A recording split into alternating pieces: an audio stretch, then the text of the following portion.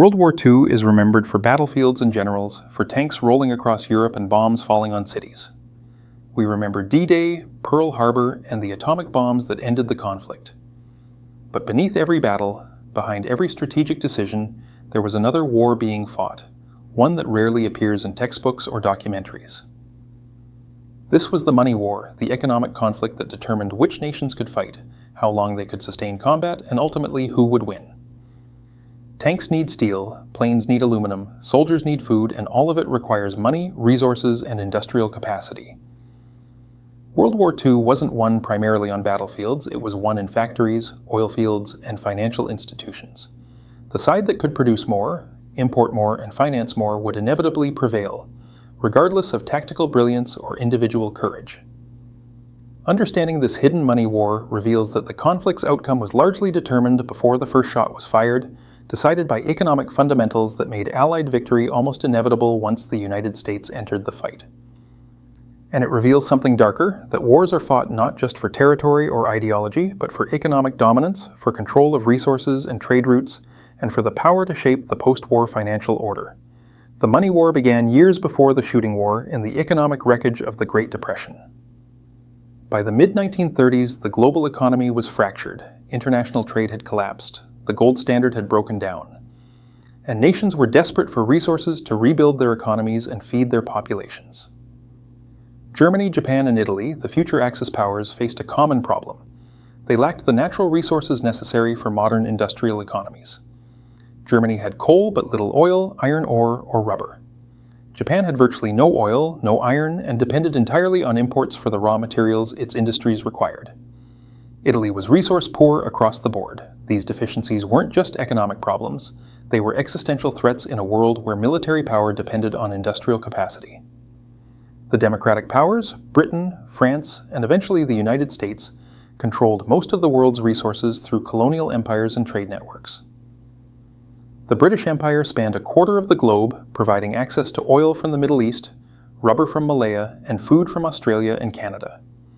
France controlled much of North Africa and Indochina.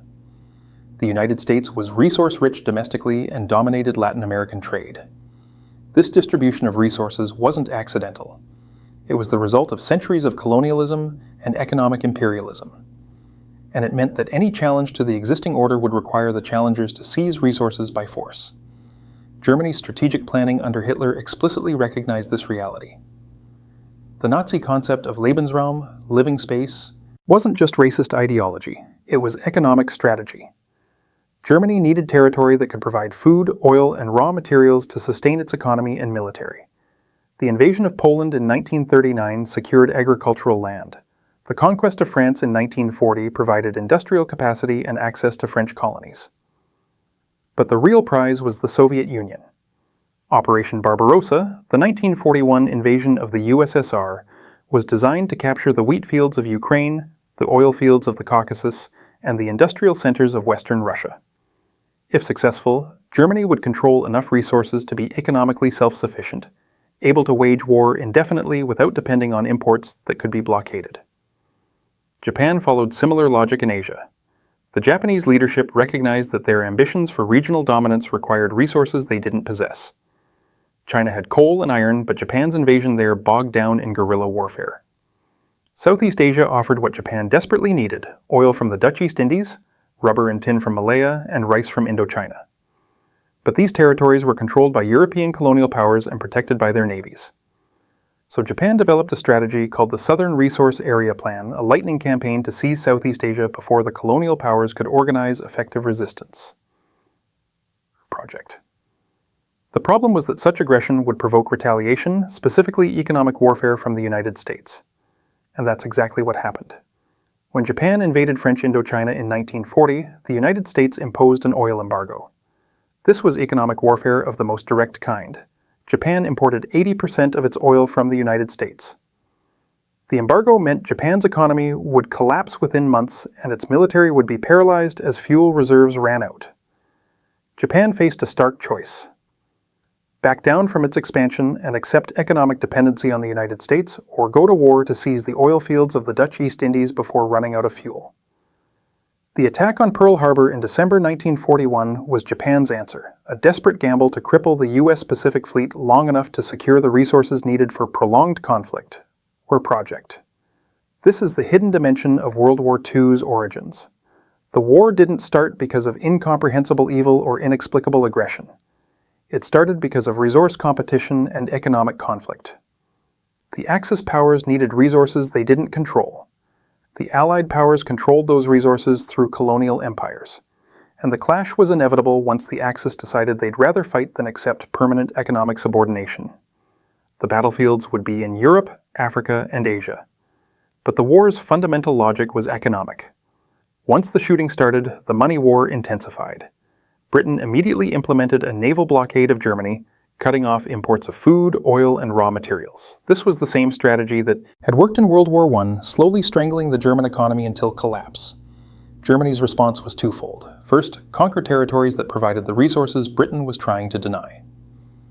By 1941, Germany controlled most of continental Europe, giving access to French industry, Romanian oil, Scandinavian iron ore, and agricultural production across occupied territories. Second, attack the British blockade through submarine warfare, attempting to sink merchant ships carrying supplies to Britain. The Battle of the Atlantic wasn't primarily about naval supremacy, it was about economics, about whether Britain could import enough food and materials to sustain its war effort. Wikipedia. The economic warfare was sophisticated and multifaceted. Britain established the Ministry of Economic Warfare specifically to coordinate attacks on Axis resources. They targeted not just military production, but the entire economic system. Strategic bombing campaigns aimed at German industrial centers attempting to destroy factories, disrupt transportation, and reduce production capacity. The results were mixed.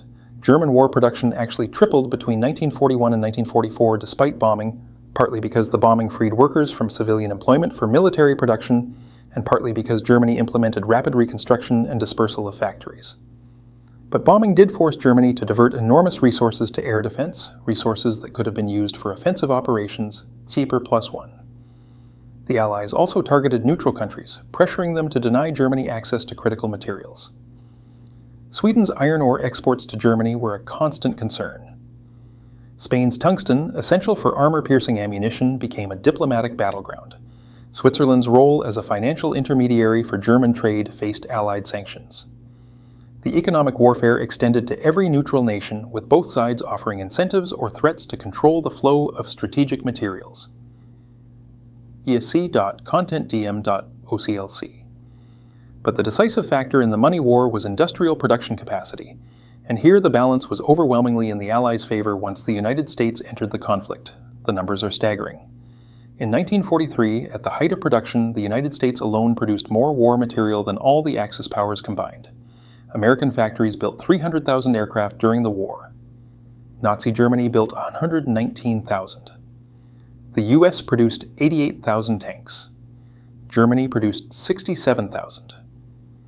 American shipyards launched 2,700 Liberty ships. Mass-produced cargo vessels that could be built in weeks, replacing losses faster than German U-boats could sink them. This wasn't military genius. It was industrial dominance, the application of America's massive manufacturing capacity to war production. The transformation of the American economy was itself a remarkable story. In 1939, the U.S. military was smaller than Romania's. The economy was still recovering from the Depression with unemployment around 17%. Within 3 years, unemployment had vanished, military spending had increased 100-fold, and American factories were producing weapons in quantities the world had never seen. The government awarded over $100 billion in military contracts in the first 6 months of 1942 alone, equivalent to nearly $2 trillion today. Automobile factories converted to building tanks and aircraft. Shipyards expanded production by orders of magnitude. Women entered the workforce in unprecedented numbers to replace men serving in the military. The economy didn't just grow, it exploded. +1. But this mobilization required economic controls that transformed capitalism into something approaching a command economy. The War Production Board allocated raw materials, determining which companies received steel, aluminum, and copper. The Office of Price Administration froze prices to prevent inflation, controlling what businesses could charge for everything from steel to shoes. The National War Labor Board limited wage increases to prevent labor costs from spiraling. Rationing was implemented for consumer goods, limiting how much gasoline, meat, sugar, and other products civilians could buy. The government effectively took control of the economy, directing production, controlling prices, and rationing consumption to ensure maximum output for the war effort. Dissent Magazine +1. And it worked. Despite the massive increase in government spending and money creation, inflation was held to about 4% during the war years. How? Not through sound monetary policy, the government printed enormous sums, but through controls that suppressed the symptoms. People had money to spend, wages were high, but there wasn't much to buy. Consumer goods production had been curtailed in favor of military production. So the government soaked up excess money through war bonds, selling savings bonds to ordinary Americans with patriotic marketing campaigns. The bonds didn't primarily fund the war, the government printed money for that. The bonds' real function was taking money out of circulation to prevent inflation from spiraling. The Soviet Union took this even further. The USSR already had a command economy before the war, with the state controlling all industry and agriculture. When Germany invaded in 1941, Stalin ordered entire factories dismantled and moved thousands of miles east, beyond German reach. Production shifted entirely to military needs. Civilian consumption was slashed to bare subsistence levels. Every resource went to the military, and the population was simply required to endure. Millions starved, not because of absolute shortage, but because food was redirected to soldiers and war workers. The Soviet system, brutal and inefficient in peacetime, proved surprisingly effective at total war mobilization because it could impose sacrifices that democratic governments couldn't. Or Project Germany, despite its reputation for efficiency, struggled with economic mobilization. The Nazi economy was oddly inefficient until late in the war. Consumer goods production continued at relatively high levels into 1943, partly because Hitler worried that hardship would undermine civilian morale, and partly because different Nazi agencies competed for resources without effective coordination. It wasn't until Albert Speer took control of war production in 1942 that Germany rationalized its economy for total war.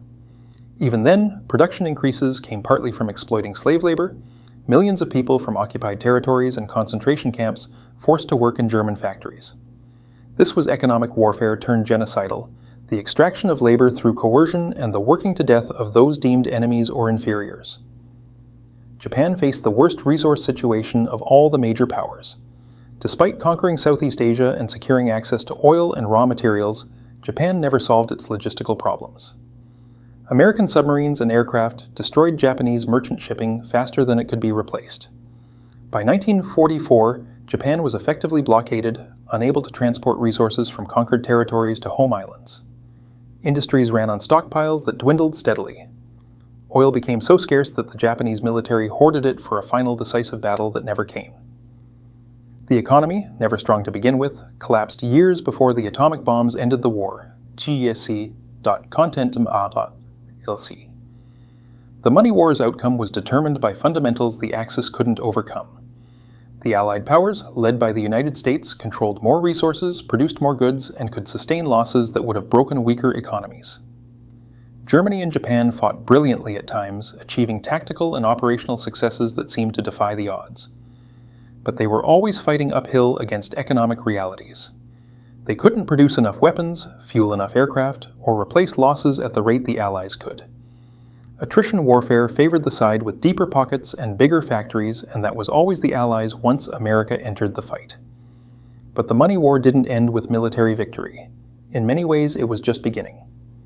Because World War II wasn't just about defeating the Axis. It was about determining what the post-war world would look like, which nation would dominate economically, and whose currency would reign supreme. And the United States had been planning for this since before Pearl Harbor. In 1944, with the war's outcome no longer in doubt, Allied representatives met at Bretton Woods, New Hampshire, to design the post-war monetary system. The British, represented by economist John Maynard Keynes, proposed an international currency that would prevent any single nation from dominating. The Americans, led by Harry Dexter White, proposed something different. A dollar-based system with the US dollar as the global reserve currency, convertible to gold, with other currencies pegged to the dollar. The Americans won because they had the economic power to dictate terms. Britain was bankrupt, dependent on American loans and aid. The Soviet Union was devastated, having lost 27 million people and seen much of its territory destroyed. The United States emerged from the war richer and more powerful than it entered, producing half the world's industrial output and holding most of the world's gold reserves. The Bretton Woods system established dollar hegemony that continues in modified form today. International trade would be denominated in dollars. Central banks would hold dollars as reserves. And the United States would effectively control the global financial system through its currency's dominance. This wasn't just a technocratic arrangement, it was the culmination of the money war, the victor claiming its prize not in territory but in financial control. The Marshall Plan, announced in 1947, cemented this arrangement. The United States provided $13 billion to rebuild Europe, about $150 billion in today's dollars. The aid was presented as humanitarian, helping devastated allies recover. But it was also strategic, tying European economies to American trade and ensuring they'd be dependent on dollar-denominated imports. The reconstruction was financed through American exports, meaning the aid dollars flowed back to American businesses. And European nations that accepted Marshall Plan aid had to agree to economic reforms that opened their markets to American goods and capital. Japan received similar treatment, $1.8 billion in aid, that helped rebuild its economy while ensuring it remained economically aligned with the United States. The post-war order wasn't created by conquest, but by economic dominance, by using financial power to shape the international system in America's image. The corporations that supplied the war effort became post-war giants, their balance sheets swollen from government contracts and their capacity expanded by federally funded factories. General Motors, Ford, Boeing, Lockheed, DuPont, these companies made fortunes from the war and used that capital to dominate post-war markets. The military-industrial complex that President Eisenhower would later warn against was born from the money war, from the fusion of government spending and corporate profit that proved so lucrative during World War II. And the banks that financed the war, that bought government bonds and managed war production payments, emerged as global powerhouses. The financial system that had nearly collapsed in the Depression was rescued by war spending, proving that nothing stimulates an economy like total war. This uncomfortable lesson wasn't lost on policymakers. Military spending remained high after the war, justified by the Cold War, and has remained central to the American economy ever since. The hidden money war behind World War II reveals that economic power determines military outcomes, that control of resources matters more than tactical brilliance, and that the real prize of war isn't territory but economic dominance. The Axis lost because they were outproduced, outfinanced, and economically exhausted. The Allies won because they controlled more resources and could mobilize more effectively. And the United States emerged as the supreme victor, translating military success into economic hegemony that would last decades. But the money war also reveals the true cost of conflict. The economic mobilization required to fight total war destroyed normal market economies, imposing controls and sacrifices that persisted long after. The debt accumulated to finance the war burdened future generations, and the pattern of using military spending to drive economic growth created incentives for permanent war footing, for maintaining militaries and arms industries that required enemies to justify their existence. Understanding the hidden money war behind World War II means recognizing that every major war has an economic dimension, that conflicts are fought for resources and markets as much as for ideology or security, and that the winners write not just history but financial rules that shape the world for generations. The battlefields were in Europe and Asia, but the decisive victories were in factories, financial institutions, and the resource wealth that determined which side could keep fighting. If this gave you a new perspective, hit subscribe. History doesn't repeat, but economic warfare never ends. And the next money war has already begun.